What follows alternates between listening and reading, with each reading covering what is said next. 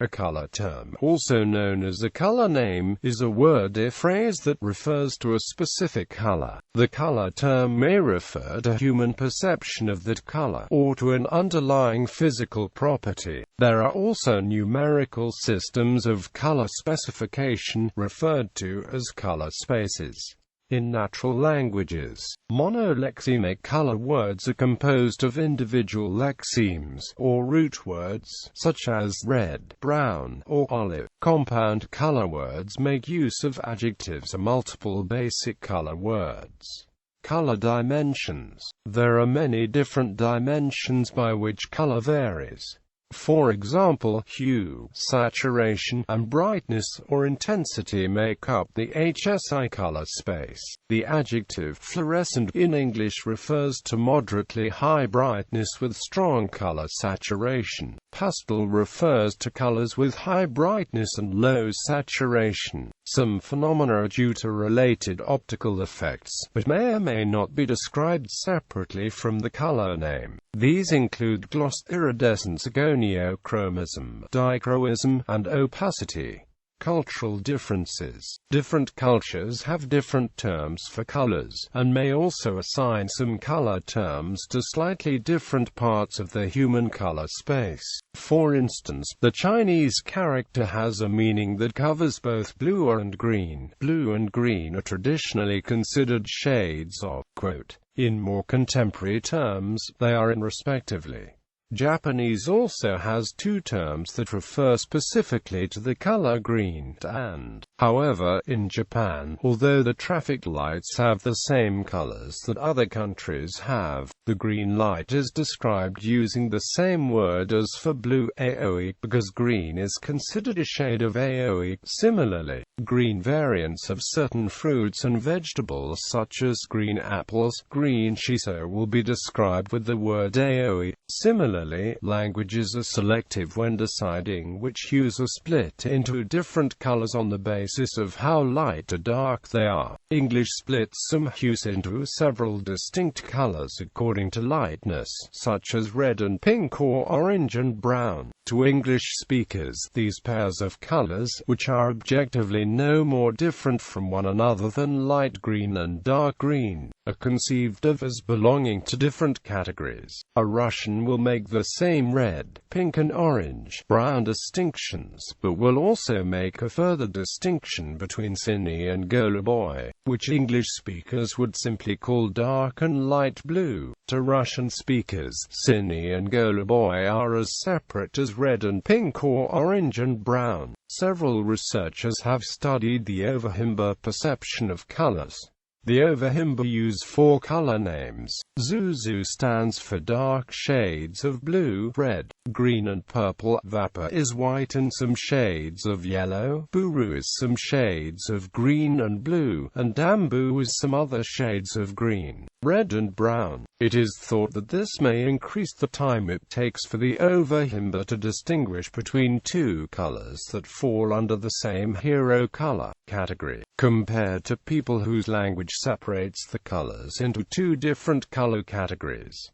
Hungarian and Turkish have multiple words for red, piros and voros, and kırmızı al and kizil. Kırmızı now includes all reds but originally referred to crimson, to which it is cognate, while kizil mainly refers to scarlet and other orange-tinted or brownish reds.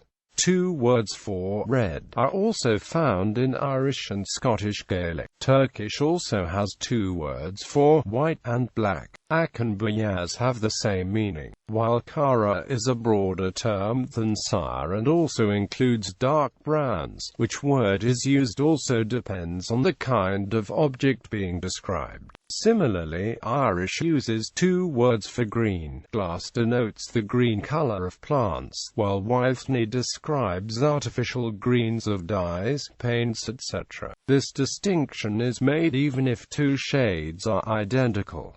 In the Komi language, green is considered a shade of yellow, called grass yellow. basic color terms. However, Brent Berlin and Paul K. in their classic study of worldwide color naming basic color terms, The Universality and Evolution, argued that these differences can be organized into a coherent hierarchy, and that there are a limited number of universal basic color terms, which begin to be used by individual cultures in a relatively fixed order. Berlin and K based their analysis on a comparison of color words in 20 languages from around the world. To be considered a basic color term, the words had to be monolexemic, high frequency, and agreed upon by speakers of that language. Their analysis showed that in a culture with only 2 terms, they would roughly correlate with dark and bright. All languages with 3 colors terms would add red to this distinction.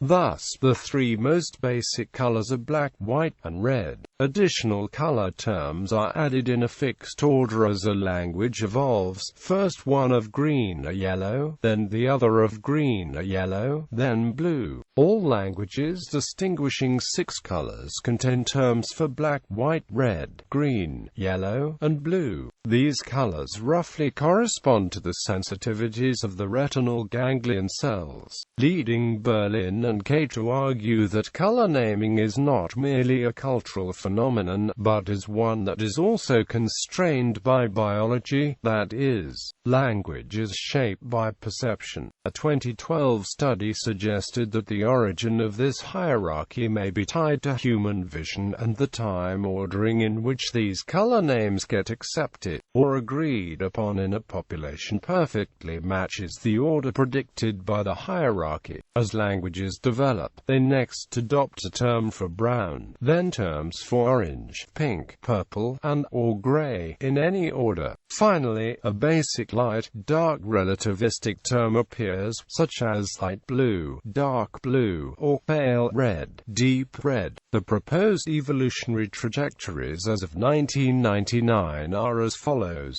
80% of sampled languages lie along the central path. Today, every natural language that has words for colors is considered to have from 2 to 12 basic color terms. All other colors are considered by most speakers of that language to be variants of these basic color terms. English contains 11 basic color terms: black, white, red, green, yellow, blue, brown, orange, pink, purple, and gray. Italian, Russian and Hebrew have 12, distinguishing blue and azure. That doesn't mean English speakers cannot describe the difference of the 2 colors, of course. However, in English, azure is not a basic color term because one can say bright sky blue instead, while pink is basic because speakers do not say light red. Abstract and descriptive color words. Color words in a language can also be divided into abstract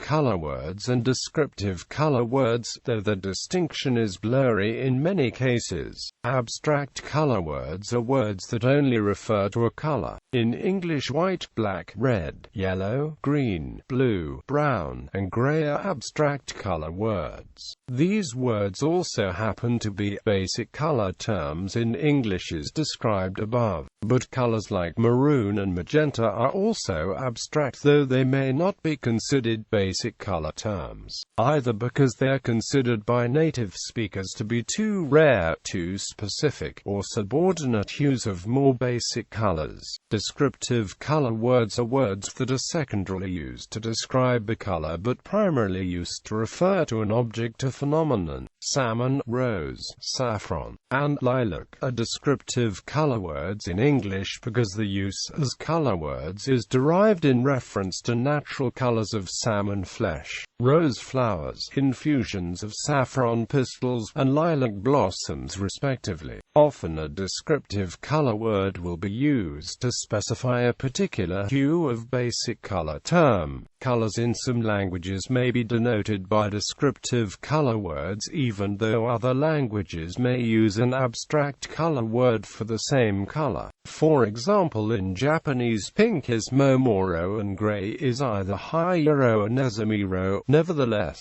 as languages change, they may adopt or invent new abstract color terms, as Japanese has adopted pinku for pink and gure for gray from English. The status of some color words as abstract or descriptive is debatable. The color pink was originally a descriptive color word derived from the name of a flower called day pink. However, because the word pink has become very rare whereas pink has become very common, many native speakers of English use pink as an abstract color word alone and furthermore consider it to be one of the basic color terms of English. The name purple is another example of this shift, as it was originally a word that referred to a dye. The word orange is difficult to categorize as abstract or descriptive because both its use is as a color word and as a word for an object is very common, and it is difficult to distinguish which of the two is primary. As a basic color term, it became established in the early to mid-20th century. Before that time, artists' palettes called it yellow-red. In English, the use of the word orange for a fruit predates its use as a color term. The word comes French orange, which derives via Sanskrit narrowing from a Dravidian language such as Tamil or Tulu. The derived form orangish as a color is attested from the late 19th century